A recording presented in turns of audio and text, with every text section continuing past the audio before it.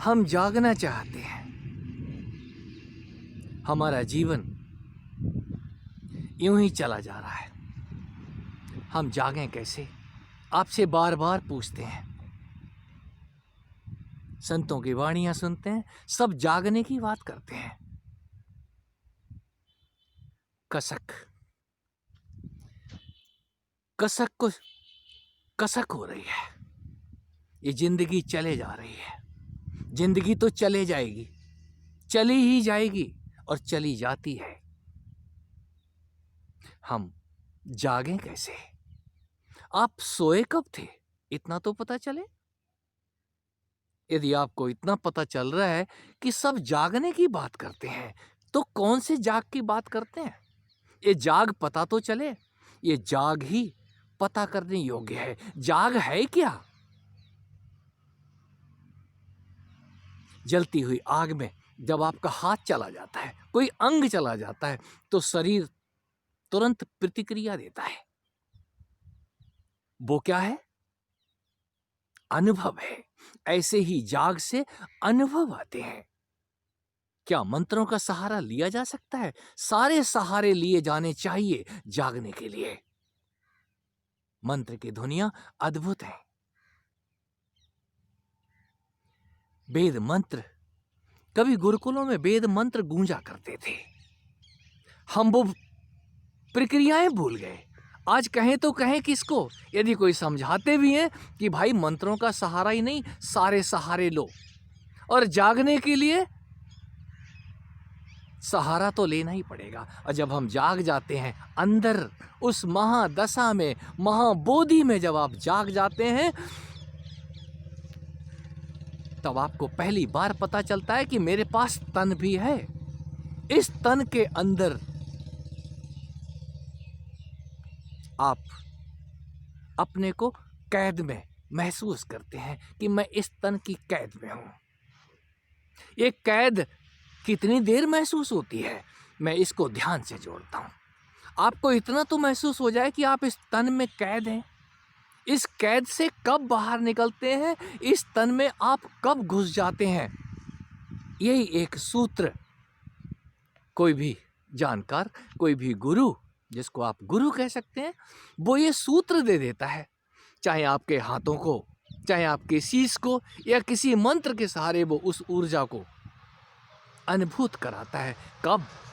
जब वो आप पे खुश तो हो जाए। और ये दान और प्रतिदान का मार्ग था।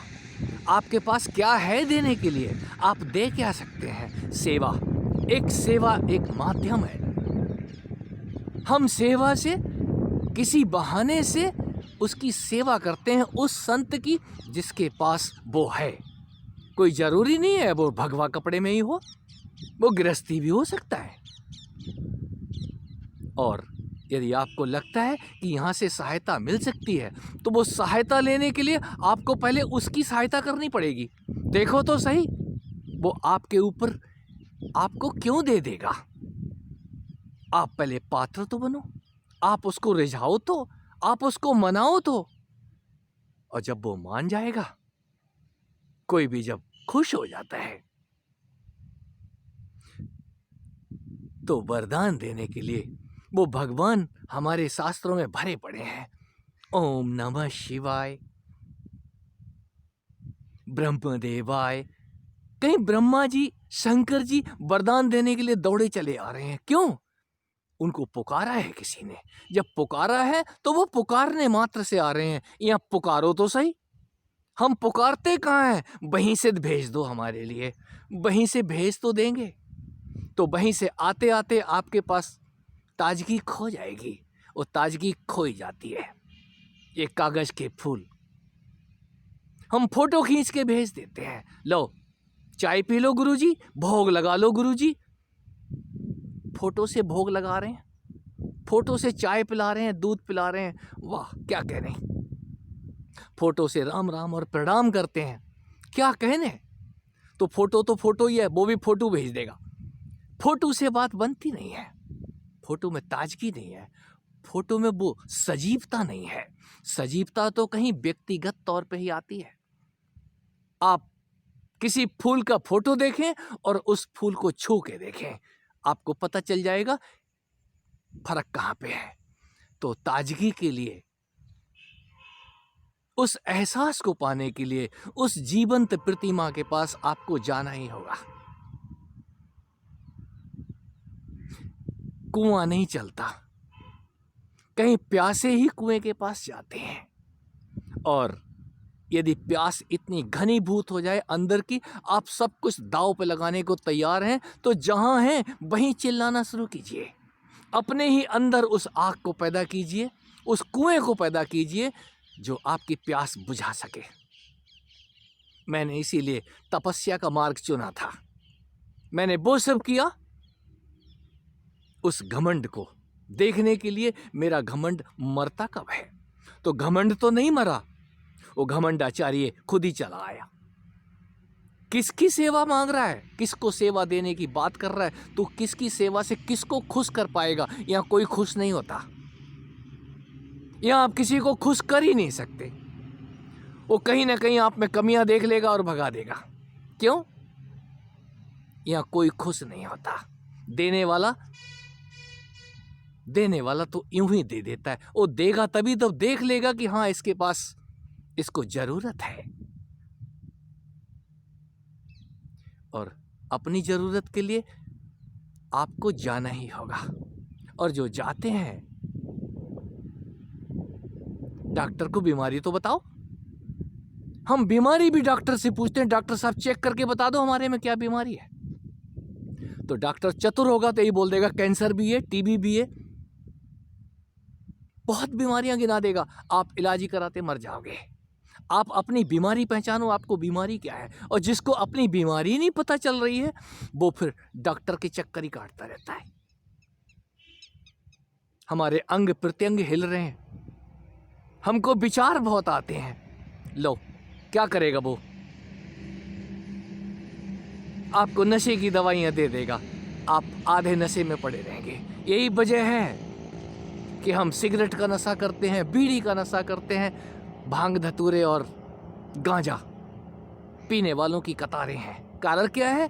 वो नशा है उसके अंदर, और वो नशा कहीं मजा देता है। खोए हुए हैं, मस्त पड़े हुए हैं, और ये मस्ती एक दिन टूट जाती है। नतीजा कुछ भी नहीं है। क्यों? वो आनंद सस्ता नहीं है।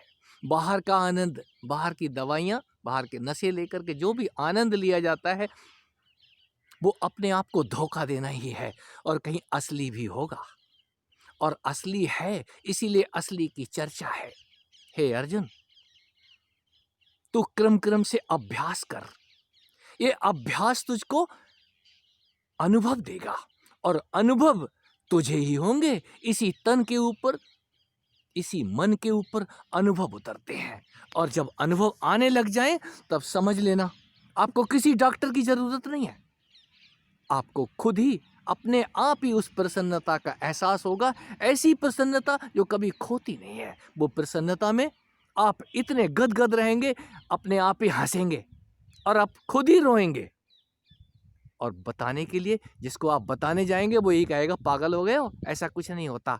तो आप अपने लिए चलिए। यहाँ कोई साथी नहीं मिलेगा। यदि आप साथी तलाश रहे हैं, तो आपसे बड़ा आपका कोई साथी नहीं होगा जो आपकी बात समझ पा रहा है। याद रखें, वो भी बाहर है, और इतना भर काफी है, आपकी बात वो समझ के आपको जवाब दे रहा है। आप अपने अंदर उतर के देखें, साथी आपके साथ ही है। आप चलें तो